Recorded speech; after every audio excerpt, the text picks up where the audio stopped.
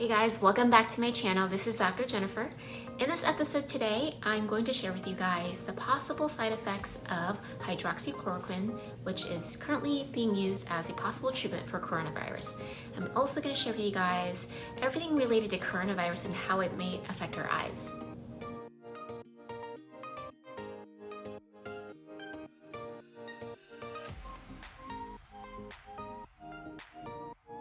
Okay guys, so coronavirus is a worldwide pandemic that has almost reached nearly every country. It's a single-strand RNA virus that belongs to the family called Coronavirus. Now, in the past, we've experienced waves of this family before. The most memorable one recently was SARS, which is in 2003, and also the Middle East respiratory syndrome that occurred in 2012. Now, this family of viruses can cause things from respiratory issues to colds and to more severe things like pneumonia. So,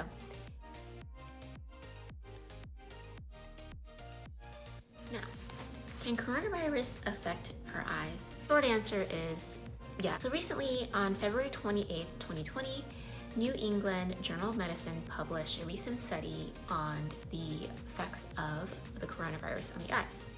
Now, out of the 199 patients that were infected, 9 of the patients had conjunctival infections. Conjunctiva is a tissue that lines the inner surface of your lids. Now, when someone sneezes or coughs, it can possibly land droplets on the surface of your eyes, nose, and mouth. When the viral particle is transmitted to the conjunctiva, that can cause something that we know very, very well is called pink eye. Chances are quite low, so don't worry, but it is possible to transfer it when you don't realize that you are rubbing your eyes or you touch the surface and then you inadvertently touch your eyes. Well, what are some other viruses that we can find in the eyes? As an optometrist, we have seen other ocular viral infections. This could include HIV or AIDS, chlamydia, gonorrhea, herpetic infection, and the typical flu. So how can you properly protect your eyes? We want to wash our hands, and you want to use soap to make sure that you wash your hands thoroughly for at least 20 seconds on both sides and between your fingers, on your palm, on the back of your hands. You always want to make sure you try to avoid rubbing your eyes. You'd be surprised how often you rub your eyes. Just give it a try for a day. See if you pay attention to how many times you actually rub your eyes or within a minute. It's actually quite often, and it's something that we don't realize that we're doing often. One way to properly protect your eyes is by wearing eyewear. So glasses, when you're at home and when you're out, it's a great way to protect the surface of your eyes.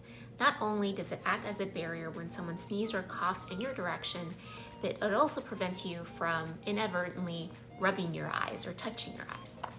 If you're outdoors and it's a sunny day, like spring right now, I would recommend wearing sunglasses. Sunglasses also is a great way to protect your eyes, and it's fashionable.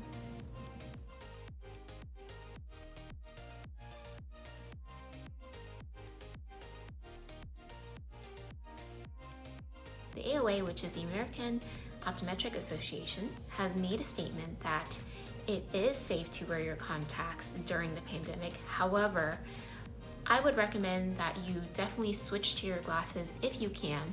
However, let's go over the primary things that are really important to protect your eyes to make sure that you wear your contact lenses properly.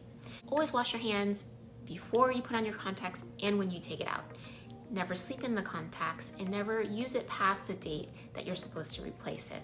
Make sure you use proper solution to store your lenses and clean them, which is multi-purpose solution. I recommend Replenish or BioTrue. So now what do you do if you think you might have pink eye? If you start to notice that your eyes seem pink, bloodshot, teary, or itchy, please see your nearest local eye doctor. And let them know ahead of time if you have traveled to any recent high-risk areas, or you have a flu or cold, or you've been nearby someone that has been infected.